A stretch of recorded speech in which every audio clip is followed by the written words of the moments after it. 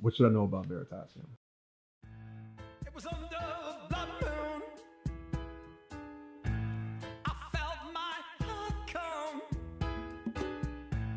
I held you in this strange light, a place where So shadows basically, I'm run. looking to tie the entire world through Veritaseum. That brings me to a story that I read today about the SEC Gensler getting control of the stable coins market. Why would the SEC want control of the stable coins market? I mean, stable coins don't go up or down that much. Why would they want control of that?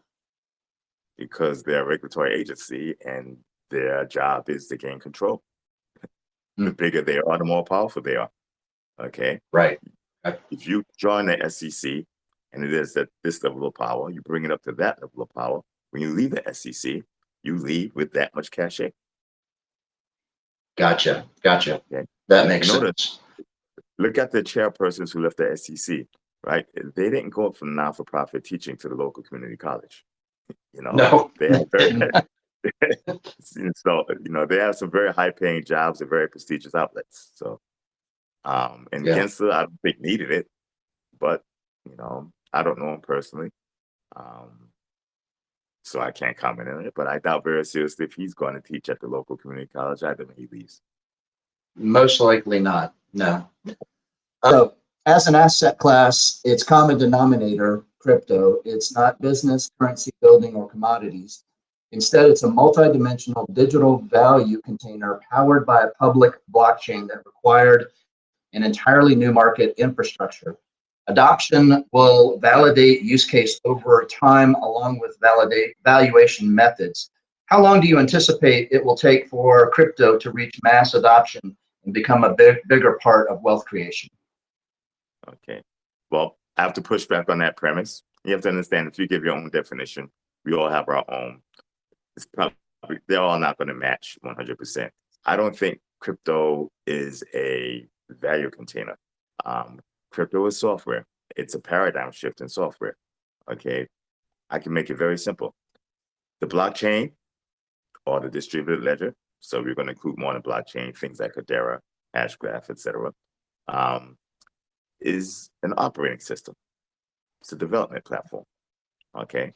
On that's an operating system, purpose built to run on top of a special network, which is the internet, but can run on any other connected network as well. Okay. Such as mesh networks that can spin up. You can have mesh networks that can spin up and spin down at will and avoid censorship, even if it's by nuclear bomb. All you need is two nodes, two cell phones, two anything, two AM radio transmitters. They pop up, mesh network spans, exchange, back down. The other two come up. You would have to destroy entire continents, probably more than one continent if the two nodes are on the same continent. Interesting, right? Right. But I'm going off in the nerd, man, and I'm not even a professional nerd. I'm a junior. I'm an amateur nerd, right? So blockchain technology, the blockchain or the distributed ledger, right? It's a database technically, but from an applied realistic reality perspective, it's an operating system. And on this operating system, on this development platform, you could create applications. The first application on the Bitcoin blockchain, which is a development platform or OS, was Bitcoin, lowercase b, a peer-to-peer cash system. Okay, a peer-to-peer internet cash system or network cash system. A lot of people think that application is the industry. It is not. That application is just that, an application built upon an operating system. It's the operating system that's the magic. Okay. Mm. The applications can be magic depending on the skill of the person or team writing the application and the skill of the person or team that envisioned the business use case and the skill of the team or person that implements it from a business execution perspective. You have to take all that into consideration. Don't think in terms of Wall Street and traders. These guys are very, very tunnel vision. Okay. Their job is not to find out which has the most value, which is the most valuable, which is going to be the most disruptive, which takes over the world. They don't care. What they care is the difference between the price now and the price when I sell. Okay. Right. That's their job. Very, very elemental, very, very like grade schoolish, kindergartenish. Okay. And that's how they make their money. But, we have the culture. Wall Street guys make a lot of money. They're cool, etc. Traders do this, traders do that. And I'm not knocking traders. Okay. But that's not where the value is. That's not where the money is. Right? Think long term. Would you make more money trading IP packets for the internet and the internet protocol, or owning the internet? Mm. It's not even a discussion to be had. Okay, most people can't even conceive of owning the internet. Imagine if you own the IP for the internet. So everybody who built something on top of that operating system had to give you 20 basis points. So you'd be making tens of billions of dollars a day, per day. I'd be okay with that. Okay, you can't trade your way anywhere near that. So I want people who are thinking in terms of wealth, now that we're at somewhat the beginning of this paradigm shift, not the very beginning, but we're at the first quarter, most definitely. Think in terms of capital ownership, of property ownership, right? Don't think of trying to buy and sell property.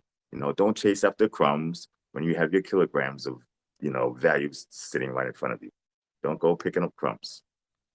So with that being said, so where most traders live in the margin, where most traders live in the margin, you're saying don't live in the margin, get a bigger expanded picture. Right. No, own the art store. That's what I'm saying. So, ownership. Okay. When you own something, the traders are playing in your backyard. Okay. So own the infrastructure. If you own the infrastructure, you make money no matter which way. The price of Bitcoin and ETH crash, is that going to dissuade CBDCs from launching and from having to integrate with public blockchains? No, they're going to do it anyway. Is that going to dissuade Citibank and JP Morgan from creating securities tokens to trade back and forth? No. And if you own the actual infrastructure, especially at a protocol intellectual property level, does it matter what blockchain they use? No. If I own the intellectual property of trading asset A through asset B, okay, in this fashion, it doesn't matter what blockchain you use, what technology, what coding or development language, it doesn't matter what country, right? As long as you're in the country of jurisdiction, all that is irrelevant because I own the property, I own the infrastructure. So you can trade, argue over who gets the nails to build the building, or you go own the building. Yeah, so my personal opinion is that Veritaseum project is head and shoulders above everything else in crypto when it comes for potential wealth creation. And I think my logic follows yours. During the dot-com, I likened it to the dot-com bubble in the 90s.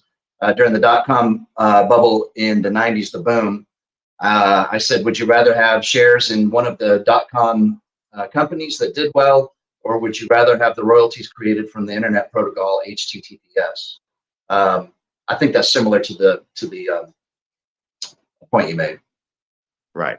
And, to my knowledge, nobody was able to grab ownership from a property perspective of the internet protocol or any of their early technologies. A lot of patents were filed, a lot of applications were built, but they were built with tunnel vision because the people, companies, and entities that built it and that went for the actual property claims, intellectual property claims, weren't going for foundational technology claims. They weren't going through wide application.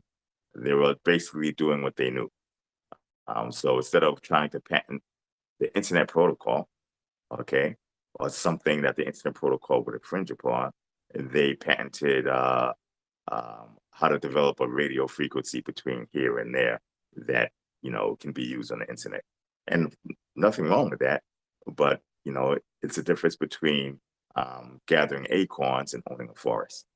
Okay, Right. And one big foundational technology, and it isn't that foundational. It's just a good idea, to be truthful. It wasn't a foundational technology at all. And I think about it, was Jeff Bezos and the one click. The one click. But yeah, that enabled him to leapfrog his competition. He was the richest man in the world until Hertz Elon. decided to make that $4.2 billion purchase and buy 100,000 Yeah. electric cars. And now Elon is $250 billion. Now, of course, that's inflated dollar money. We'll see what that is when things normalize, but it's good lunch money, right? It's not bad. He hadn't done bad for himself. And So Tesla has broke $1 trillion in market capitalization, for what I understand. And for the past few days, I've had a little speaking series saying I'm looking for the first trillionaire. Okay, especially with the rapid depreciation of the dollar, that's quite possible because there are those in crypto who I think will get there. Okay, and if they're smart, then nobody would know. Okay, but for some people it's too late. Other people, you might have someone very close to there, but they would never say anything because if they do, there goes the hate, right? if I had money to put on odds, I say Reggie Middleton might be in the lead. That's like putting a target on my back. But almost everything that I've done, I definitely haven't done it for money. And if I did over the last couple of years, I took a very big drubbing from battles with my own government. But I guess my parents raised me the wrong way. I got these ideals and, teaching a family and helping children. I'm a bad New Yorker, right? Well, your priorities are in the right. Yeah. So from our community, Luke Pryor says, in my opinion, Bitcoin is overhyped when people say it's going to replace our current system. And I'm paraphrasing here. Luke, if you're here, maybe you can step in and correct me if I am misstating your question. I see us returning to gold and silver standard rather than a Bitcoin standard. Personally, I would rather buy $25 silver than $100,000 Bitcoin. Reggie, how do you see Bitcoin and other crypto projects in general as they compare to precious metals right now? Okay, is Luke Pryor here? We can have the discussion directly. Luke, if you're there, step in. And if not, then I'll just answer the question as is written. Okay, so I agree with him that Bitcoin is overhyped. Bitcoin maximalism is destructive to Bitcoin. Bitcoin has a lot of positive attributes. I didn't finish naming the positive attributes when I was comparing with Ethereum. Outside of having a tighter security model, it is also less efficient, which is a con. But it also has a stronger macro component than any other crypto. So the adoption of Bitcoin as a legal tender by El Salvador is a big move, right? The third country to adopt it will create a wave that I think will make other countries adopt it.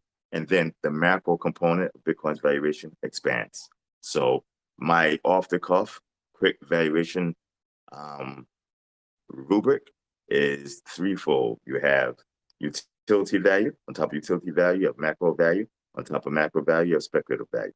Okay. The vast majority of Bitcoin's price is speculative value. Beneath that is macro value and macro potential, which is a difference. And then at the bottom is utility value. When Bitcoin first started, it was all macro value. It was all utility value. But Bitcoin's development lagged behind significantly everything else, which is what the impetus to start Ethereum and eventually a lot of the Ethereum progeny. I don't know if any of them will work yet. Everybody wants to go after Ethereum, but nothing has proved itself yet. So let's keep that in mind. So that's where Bitcoin stands. Most people see price increase and they say, good. Price and value are not the same. And to be absolutely honest, they almost never ever match. If they did, then nobody would ever make money investing. Now would they? Because everything that you bought at exactly what it's worth. So how would you make money? Okay. You make money by buying something for less than it's worth, which means somebody doesn't understand its value at the time, or they just have to get rid of it. You lose money by buying something for more than it's worth. Okay. Now, you have to catch your worth and understand how worth works from a financial perspective. You have its actual value now, right? Its asset value and actual value now. And then you have to discount cash flows and value going into the future, like 5, 10, 15, 20, 30 years, a lifetime, et cetera. So you take those cash flows, say 10 years out into the future, you discount it back by applying a risk premium to it and charging that risk premium to those 20 years and using the time value money to bring it back to the present. And that's what it's worth. All you MBA guys and CPA, I know you'll know how this works, but not everybody's a financial practitioner. Okay, so that's the value of that asset. Okay, doing that, trying to discount Bitcoin into the future, you have to discount speculative value. Okay, a lot of speculative value is the greatest fool theory. Now, I'm not saying everybody who buys Bitcoin is foolish, but you do need to understand utility value, macro value, and macro potential, and then speculative value. The more macro value and potential and the more utility value you have, the less risky that asset is. Okay, because speculative value is very, very risky. It's basically what the traders say and do. Okay, the traders, the market, let's suppose Bitcoin has a utility value of $1,000. So for $1,000 or less, I can use the Bitcoin network and the Lightning network, and I can use it to replace Swift, MasterCard, and Visa for less money and operates faster. Bitcoin crashes to $2. Everybody screams and sells. I would buy. Why? Because I'm buying $1,000 coins for $2. I wouldn't mind breaking the bank on that one. Okay, because people can't act. Okay, but the reason why they do that is because they're stuck on that speculative value portion. Fundamental analysis always rules the day over time. Just like we were discussing rolling dice, getting snake eyes versus getting 7 to 5 or whatever, the valuable combination is. You can, hit that best combination the first time out, but that's luck. If you roll the dice 1,000 times, you can arithmetically almost guarantee what the numbers would look like. Okay, same thing with speculative value, same thing with fundamental analysis. It might not work all the time in a short period of time. Over any realistically long investment horizon, fundamental value will always rule the day. Money is money. Fundamental value measures value or capital or money. And period. It's just math.